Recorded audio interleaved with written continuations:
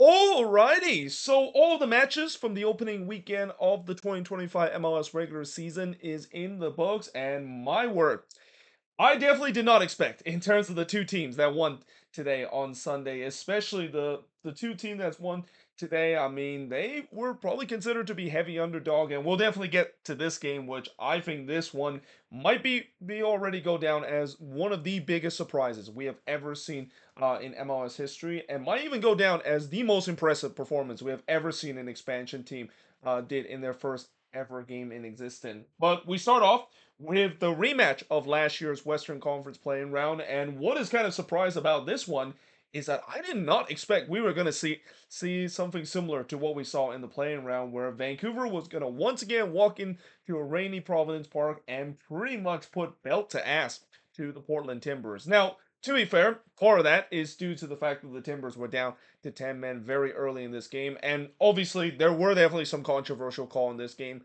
that Timbers fans are going to be very upset about it. But at the end of the day, despite all the controversial call, Vancouver absolutely deserved to win this. And honestly, they are making me eat my words now that I predicted them to finish dead last in the standings. And I feel like this happens every single season when I pick one of these teams to finish near the bottom of the standings, and they immediately eat my words and having an impressive opening day performance. Now, early on in the first half, 3 minutes in, Crepeau would deny White from point blank range as the flag went up there. The Timbers, I thought, had most of the possession, but I also thought this could play right into the hand of the Whitecaps, knowing the fact that Vancouver is the team that likes to go on the transitional moment, even though, now that they're under a new head coach, Jasper Sorensen. I think the philosophy is still the same. They're going to be always be a transitional kind of team. In fact, I think coming into this game, it was always interesting to see who is going to be that team that is going to not have the ball and like to hit on the transition, because both of these teams tends to like to do so. But in the 11th minute, we see a red card happening, the second red card of this season, and the second red card that is almost similar to what we saw in the game between Miami and NYCFC, where it was a dog. So that was the reason why it was a red card. Now, again, Timbers fans are going to be a little bit upset because they feel like this is soft. And I do, in somewhat, agree that it is kind of a little soft, and maybe Brian White kind of sold it a little bit. But anytime when you make contact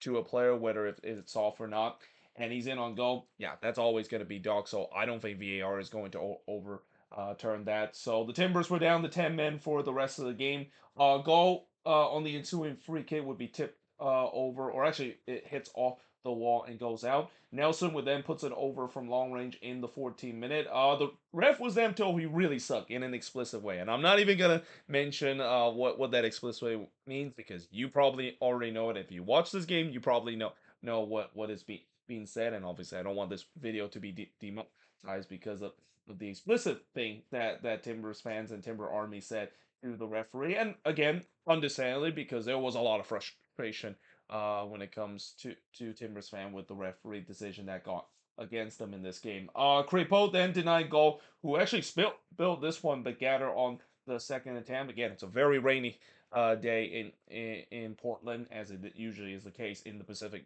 Northwest around the time. So it's not going to be easy in terms of trying to catch those ball on a rainy day like this. Well, there was no doubt the Whitecaps, they can smell blood. Like, they were dominating this game ever since the red card. They were looking to try to take advantage of a man up, and also a defender light for the Timbers. I was very surprised to not see Phil Neville think about changing or sacrificing an attack for a defender, because whenever you see a defender get sent off, especially early in the game, you usually see the head coach make the change at least pretty quickly to reshape the back line. And it actually turns out they didn't do that until like the 42nd minute, and it would come back to bite them in a big way, because that really allows the Whitecaps a lot of space to work for and cutting this Timbers defense that I've already said it's a very weak defense heading into the season, but now it's even weaker with the man being down. And in the 24th minute, Vancouver well deserved got that 1-0 lead as Ryan Gaul would score from Nelson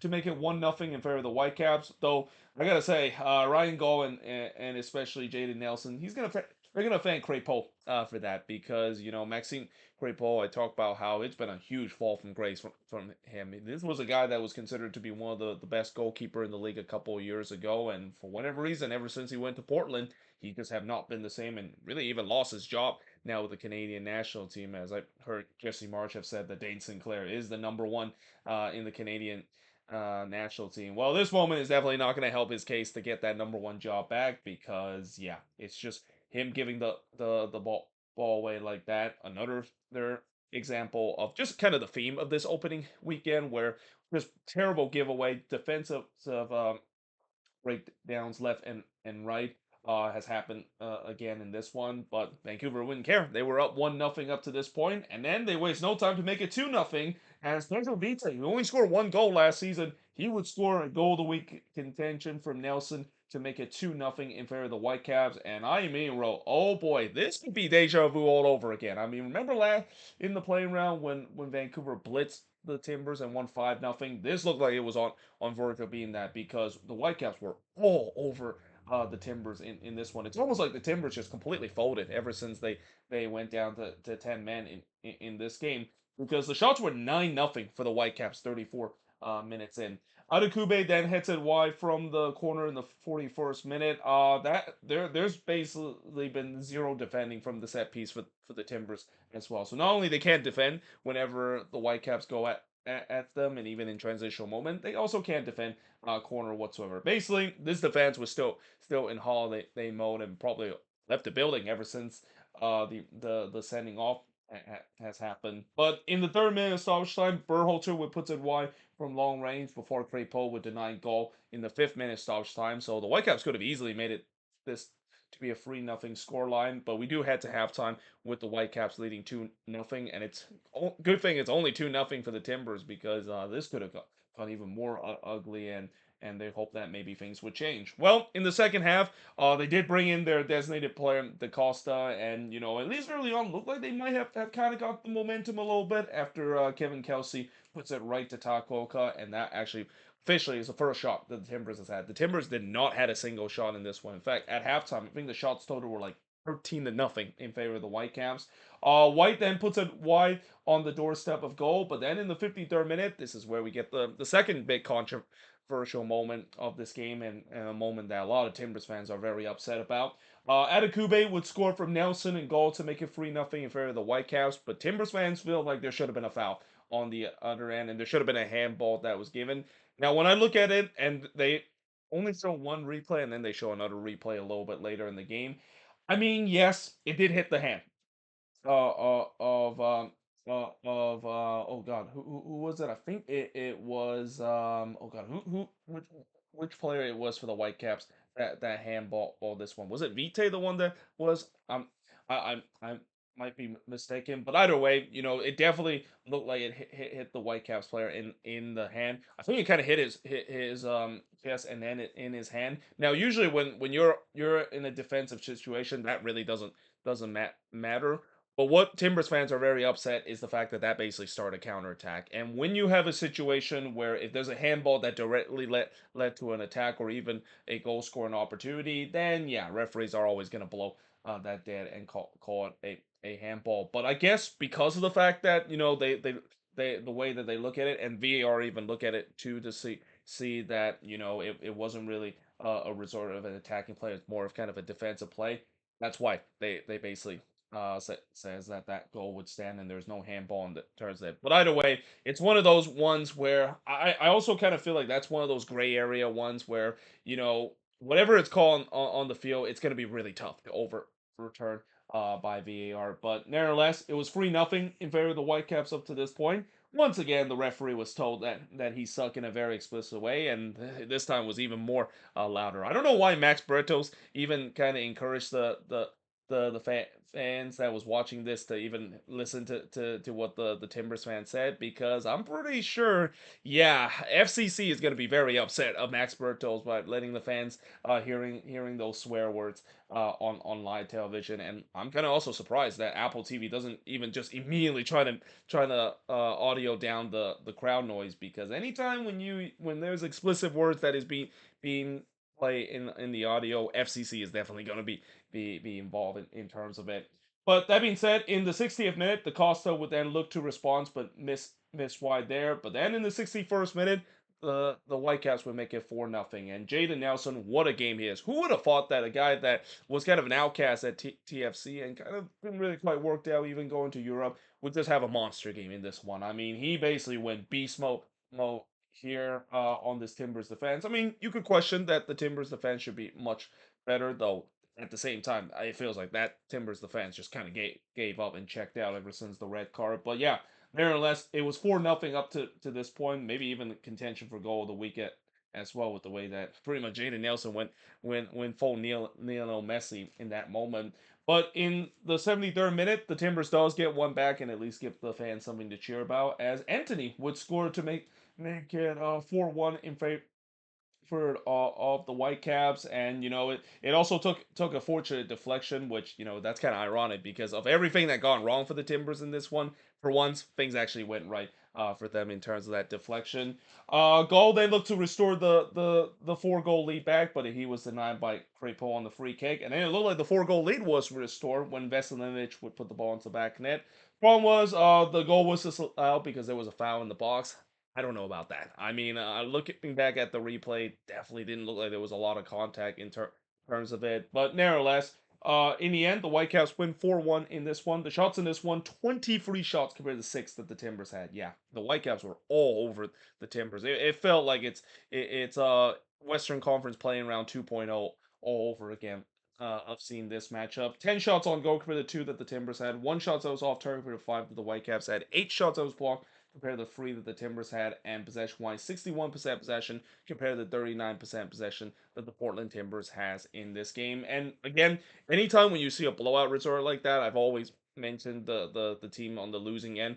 You know, it's easy to overreact, and it's easy to basically say that, well, this team looks like it's going to be a wooden spoon kind of team, because we've seen blowout before where teams are on the wrong end of it and they still have a relatively successful season. And I think that's kind of the mindset that maybe Phil Neville will tell his guys. But from what we saw in today's performance, yeah, it's going to take a while for them to trying to recover. And the main concern with this defense not being very good. And again, no matter what they do in terms of changing the defense and even bringing some defensive reinforcement, they were getting absolutely shredded in this game as well. And sure, yes, they were down to 10 men at this point, but even when they did bring in an extra defender to cover for the man down, it was still getting shredded. And that is going to be the bigger concern if you're a Timbers fan, because of all the good attacking pieces that they have on this one, it's the same issue for this Portland Timbers side for the past couple of years. They're not good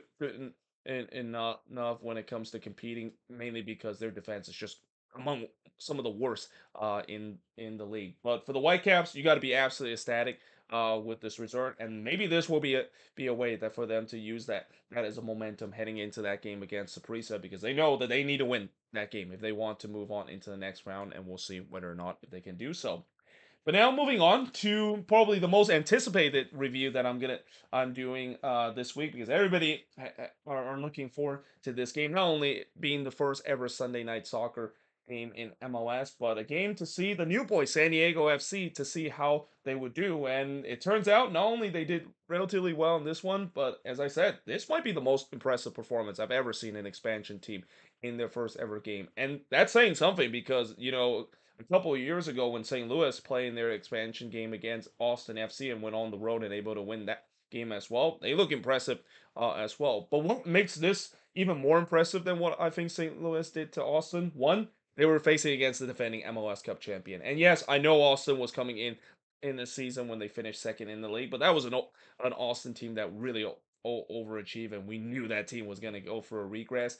And even though I know the Galaxy have suffered a lot in injuries, and it was pretty evident in this game that how much they really miss Ricky Puig and Josep Painso. Like without two of the free kill Ps, and the fact that midfield, losing Mark Delgado, I think that is a piece that I think the Galaxy are going to regret. Later on this season because he can be a good replacement for Ricky Puig as well. But with all those pieces that's been missing, you can clearly see how that really disrupt this Galaxy team. But still, even then, I mean, facing against a San Diego side that there was a lot of question of how exactly this San Diego team plays. Well, not only the fact that it feels like they have a game plan of playing this possessional style of play, which is kind of very similar to what Greg Berhalter does for the national team and even doing his time with Columbus. And the reason why I bring up Greg Berhalter is because Mikey Varys was on the Greg Berhalter tree, and they play a very similar style of play. But it seems like not only they orchestrate that to a tree, but they really suffocate this Galaxy team to a point where they absolutely overrun this Galaxy midfield, and that they pretty much creating chances that, if it wasn't for the goalkeeper for the Galaxy, Mikovic, who got the start in this one, if he didn't make some big save, this game probably would have been over before San Diego finally ended in the third minute of stoppage time. Now, early on, there was a shout for a penalty for San Diego not given, and I thought it was a promising start for San Diego. Again, this possession style of play could be a little bit risky because you're facing against a Galaxy team that if you turn the ball over, they're going to go on the transitional moment. But for the most part, San Diego was doing a good job in terms of moving the ball, and the way that they were playing, you cannot tell me that team looked like an expansion team. That team looked like it's been in the league for the past couple of years and looked like a squad that's been a veteran squad for the past couple of years. But 15 minutes in, there's still no shots registered by both of these teams. It was another one of those games where it's a bit of a slow start. And again, the Galaxy were having a lot of problem when it comes to not only creating chances, but they just look flat all over the pitch. And I even wrote they having the same problem as LAFC as well, because just like LAFC, the Galaxy just kind of have a reshaped midfield. The midfield just does look completely lost out there, no chemistry whatsoever, and then going for on the attack because there's no midfield, you can't really connect the ball in the midfield and transition into the attacking play. In the 27th minute, the first shot of the game did see Lozano shot that was blocked. I mean, it's hard to believe it actually took 27 minutes before we saw the first shot of this one. It was very tight of how this game turns out, which I thought that favored San Diego. You want to make things tight. You want to frustrate this Galaxy team as long as possible. Fagundes with Galaxy's first shot, but he puts it over in the near post in the 31st minute. 40 minutes in, we still have only saw two shots in this game. Royce would then puts it over on the free kick in the first minute of stoppage time, but we do head to halftime, unsurprisingly scoreless between the Galaxy and San Diego FC. In the second half, Peck would hit one right to Dos Santos, as I thought the Galaxy started to have a little bit more of the possession, but again, they still have not been able to create much of the chances going forward. Still look relatively flat going forward on the attack. But then in the 52nd minute, history was made, as Anders Dreyer becomes the first ever San Diego FC player to score a goal, and the first goal score for this team from Lozano to make it 1-0 in favor of San Diego. And in a week where, this week, if there is one word to describe this opening weekend, well, actually, I would say two words. It's defensive breakdown. This has been a week where there's just been some really bad goals that has been conceded, either from defense giving the ball away cheaply, or goalkeeper playing the ball out, playing short and doesn't get it right and cause a major disaster at the back. And guess what happened here? Mikovic trying to play the ball to Garces, played it too far, and there's Lozano, the one that gets the interception, plays it right to Dreyer, and yeah, that is probably a goal that again just sums up this week in general, and also kind of a little flashback of the Galaxy up off the old, where this is a team that before them winning MLS Cup, this was a team that had these kind of moments before, shooting themselves in the foot because of bad turnover. But nevertheless, give credit to San Diego. They capitalized it, and they well they deserve too, because up to this point, I thought they were the better team up to this. But that made it 1-0. Ingvartson did look for another, but he hits it right to Mikovic. The confidence is definitely there for this San Diego team. They were really pushing the Galaxy on the brink here. And they had a couple of chances to make it 2-0 if it for Mikovic kind of redeem himself by denying Dryer after just another WTF turnover from the Galaxy. And then he absolutely robbed Lozano, who was in on goal. Like in a 1v1 situation, you would definitely not bet against Chucky Lozano of not scoring here. But here, Mikovic makes a big save here to deny the Mexican superstar for this San Diego side. But there's no doubt that San Diego was knocking on the door. They were pressing hard to try to get that killer second goal. Lozano would then puts it high from long range in the 75th minute. It's safe to say that Chucky, he desperately want a goal in this one. I mean, he'll be happy that at least he's on the assisting end of the first ever goal in San Diego FC history. But you know deep down he wants a goal to be right in the history book as well. Dos Santos then denied Barry on the doorstep of goal in the 78th minute before Ramos Jr. puts it right to Dos Santos in the 79th minute. And this is really kind of the only time where I thought the Galaxy was threatening and put some sustained pressure. Like up to this point, it's for 78 minutes. The Galaxy just have nothing going for it on the attack. This San Diego team has just single-handedly suffocate this Galaxy team like something that we definitely did not expect, even with all the injuries that they are dealing with heading into this game. McNair then hits it right to Mikovic in the 86th minute. By the way, you know how I said about Nashville, how they have two players with similar name with Meyer and Mayer? It's the same thing for San Diego. They have two center back in this game. One is McNair, and then one is McVeigh. Oh boy, I'm gonna once again have a tough time in terms of trying to see which one is which. But here it's McNair, the one that hits it right to Mikovic in the back post. And as a reminder, the Galaxy have not lost a single game at Daily Health Sports Park last season. They had a 21 game unbeaten run coming into this one, and it seems like it's in serious jeopardy coming in near the end of the game. Spoiler alert: that unbeaten streak would come to an end in this game. Peck would then had a shot that was deflected and go onto the roof of the net. It was a very frustrating game for Gabriel Peck, and you can kind of understand too. You can see that I mean, there was a question of can he, of course, carry the mantle that is left by the other two killer P's. Well, the answer is definitely no after this game. Unheld then tried to look to finish it, but he missed way wide from long range.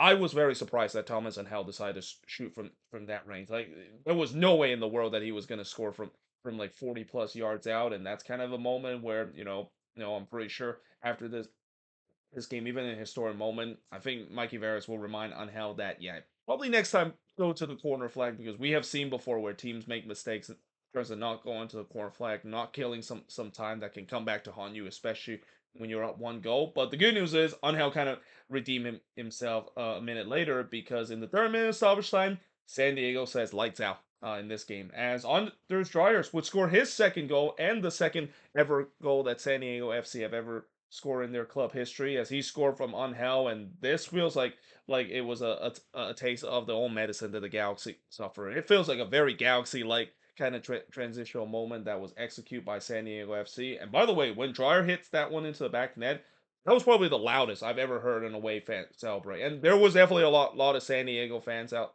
there because the drive from LA to San Diego is not that far. I actually make that drive multiple times, and I'm gonna be making that drive again next weekend, especially. I'm planning to go to watch San Diego FC play their first ever game, but I'm actually going to be staying in LA, or at least in the LA area, in the hotel, prior to that game. But yeah, it's not really a long drive. A lot of San Diego fans came up to watch this game, and they definitely witnessed history and just erupted like they won the MLS Cup. And why not? I mean, this felt like their MLS Cup with the way that you just took down the defending MLS Cup champion and you just ended the Galaxy 21 game unbeaten streak just like that. And yeah, this is definitely going to be a game that we'll talk about for a very long time in San Diego FC history, and a game that we might talk about a lot even deep into the season because again, this was not expected from San Diego FC. With all the question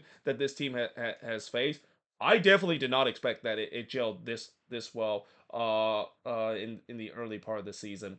Shots in this one, 9 shots for the 7 that the Galaxy had, 3 shots on goal for the 6 that San Diego has, 4 shots off target for the 2 that the Galaxy had, two shots that was blocked for the one that San Diego has, and possession-wise, 53% possession compared to the 47% possession that San Diego has. And I think the other thing I will also say about San Diego, as great as this win is, now let's see whether or not if they can keep it up. Because it's one thing to have a historic night like this and a historic victory like that.